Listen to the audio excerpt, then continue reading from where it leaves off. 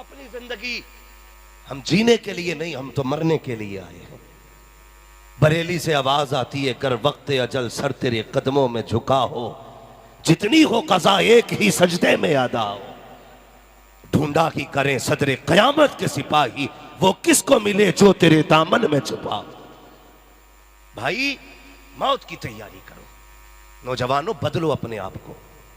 आज कितनी आम बात हो गई है, खड़े हो जाओ किसी चौक में जहां शराब की दुकान हो, वहां 90% मुस्लिम तुम्हें जनरेशन मिलेगी शराब और बियर खरीदते हुए। बर्थडे के नाम पे शराब नोशी, शादियों की पार्टी में शराब नोशी। क्या हो रहा है मैरिज हॉलों में? अय्याशी बदमाशी के सिवा क्या है? किसी मैरिज हॉल में एक शरीफ आदमी खाना नहीं खा सकता। यह है हमारी कौम का अलमिया। हम जलसे कराने में आगे, नारे लगाने में आगे। हम कहते हैं एक मौलवी आ जाए जन्नत बांट के चला जाए। जन्नत मौलवी के बाप की नहीं, जन्नत रसूल पाक की है। धोखे में मत आइए। कभी खुद को खड़ा करके देख आईने के आगे, तूने अपने आप को वैसे ही बनाया है जैसे हुजूर ने तराशा था? क्या तू हुजूर के दिए कानून के मुताबिक जिंदगी गुजार रहा है? हम तो लोगों की जमीन हड़प के हज करने जाते और कहते हैं आज के बाद हाजी कहना। अगर किसी को हाजी ना कहो मूड खराब हो जाता उसका।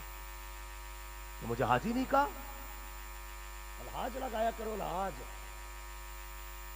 इसलिए हज करने गया था, आज हाजी हज करने जा रहा। देखो ऐसे सेल्फी ले लिया खड़े होकर, शर्म ही नहीं। खड़ा कहां यार? हरम शरीफ और काबा, उसकी इमारत बंदा देखे तो पानी पानी हो जाए, और तुझे कुछ ख्याल नहीं आया? मेरे हुजूर ने फरमाया काबे पे जब पहली नजर पड़े, जो बंदा मांग लेता है अल्लाह फौरन अता कर देता है। भूल गया मांगना? तूने तो सोचा था पहली सेल्फी लेके अपने यारों को भेजूंगा। बता, हज करने के लिए यारों को दिखाने गया था या रब को मनाने गया था? कहां रियाकारी नहीं है, कहां दिखावा नहीं है। ऐसे हाथ उठा के काबे के आगे कह रहा फोटो खींच। पता नहीं मिल भी कहां से जाते हैं खींचने वाले। हद हो गई बिल्कुल। कभी जाली पकड़ के, कभी काबा पकड़ के, कभी गुलाब पकड़ के वहां फोटो खींचने गया है।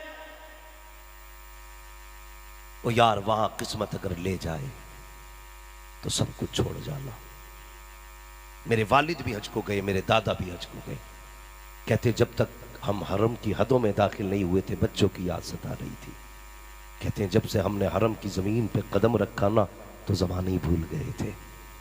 तू यार कैसा हज करके आया है? तूने कौन सा हज किया कि तू वहां जाकर भी खुदा भूल गया? तुझे याद नहीं खुदा के घर आया है तू? तुझे पता नहीं किस जमीन पे खड़ा है तू? होश ही नहीं है। जाकर के सेल्फी लेके कहते हैं जी अल्लाह का शुक्र है यहां घूम रहा हूं मैं और तुम्हारे लिए दुआ करूंगा। अबे हमारी छोड़, अपनी बख्शिश करा। ठेका ले लिया पूरी उम्मत का। मैंने बड़े बड़े लोगों को, काबिलों को भी देखा, वीडियो बना के कह रहे मैं दुआ कर रहा हूं अल्लाह सबकी मगफिरत फरमाए, अल्लाह सबको यहां लाए। ओ बे अपना तो देख, कहां है तू? काबे की दीवार में खड़े होकर जमाना याद रह गया? हज कैसा है तेरा? अल्लाह अकबर। चला हूं एक मुजरिम की तरह मैं जानी बेता यार। क्या लोग थे। इमाम शाफई रहमतुल्लाह तआला अलैहि हज के लिए जाने लगे तो पैदल चलने लगे। खादिम ने कहा हुजूर सवारी है। पैदल जा रहे तो आपने ना मुंह देखा, कहने लगे चुप हो जा।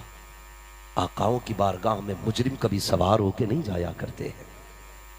ये कौन है? वो है जिनकी रात भी खुदा खुदा में गुजरती थी, जिनका दिन भी खुदा खुदा में गुजरता था। ये डर था इनका। कहते हैं मुजरिम आकाओं की बारगाह में कभी सवार होके नहीं जाते, पैदल होके जाते हैं। चला हूं एक मुजरिम की तरह मैं जानी बेतैबा। तू क्यों नहीं जाता मुजरिम की तरह? यही वजह है कि जैसे गए थे वैसे ही पलट के आ रहे। गया था तो भतीजे की खा के गया था, आया गए तो भांजो का हक मार के बैठ गया। हाजी लिखियो, आके हज के बाद 1000 रुपए दे के मस्जिद में कहता जाओ ऐलान कराओ, सिर्फ ये बताना चाहता कि हम हज करके आ गए। शर्म आनी चाहिए। हया नहीं चाहिए। हमारी जिंदगी कैसी गुजर रही है भाई, ये कब तक के नाम है जब तक कफन में नहीं आए हो। जिस दिन मौत ने धक्का दिया ना, सब कुछ छीन लिया जाएगा। तेरा नाम, तेरा पता, तेरा लिबास, तेरा एड्रेस, तेरी शनाख्त, सब खत्म। सिर्फ एक मैयत रह जाएगा तू, और मैयत भी वो जिसे गुमनाम कब्रिस्तान में डाल दिया जाएगा।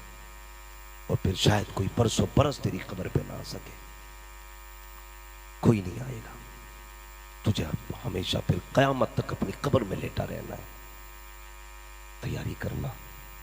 अगर मरना ही है तो सूद खा के ना मर, हक मार के ना मर। अगर मरना ही है तो हुजूर का गुलाम हो के मर।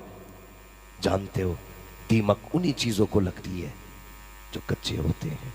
कभी पक्की चीजों को दीमक नहीं लगा करती। मिट्टी में दीमक लगती है, सोने को दीमक नहीं लगती है।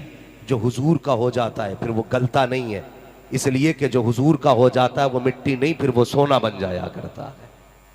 तो गुलामी रसूल में आई है। बदलिए अपने आप को, हक देखो।